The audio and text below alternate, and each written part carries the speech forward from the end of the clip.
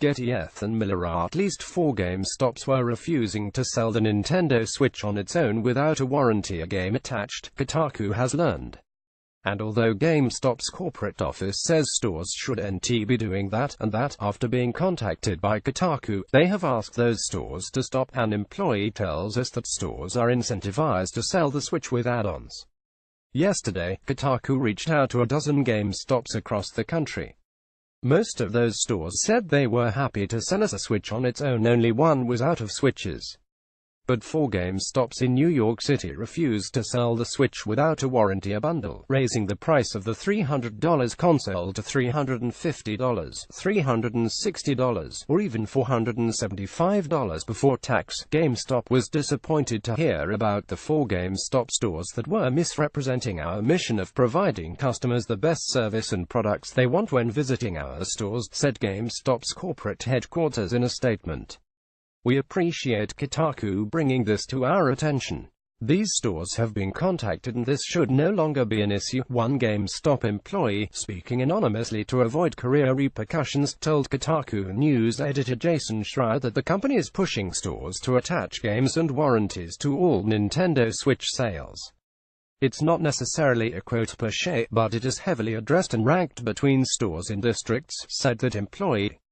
Credit Envision stumbled upon this trend by accident yesterday, when Kotaku editor-in-chief Stephen Totilo called up our local New York store to ask whether they had any Switches in stock. Sitting next to him, I heard a short argument and then a beep. A little peeved, Stephen turned to me and explained that the GameStop would only sell him the Switch if he also purchased a $50 warranty. That sounded like a shakedown to me, so while Stephen went to the Nintendo store to buy a bundle-free Switch, I made a few calls and visited a store. Local employees said that they had Switches in stock, but only sell them in bundles, which could include simply a warranty and a game, or a warranty, 2 games and a case. Many said it was something they had to do. Since its March release, the Switch has been a hot and rare commodity.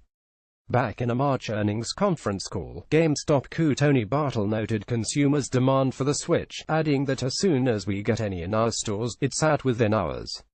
We anticipate we're going to be chasing supply this entire year. Going against that narrative, in July, Nintendo Senior Director of Corporate Communications Charlie Sabetta told Ars Technica that the shortages were definitely not intentional.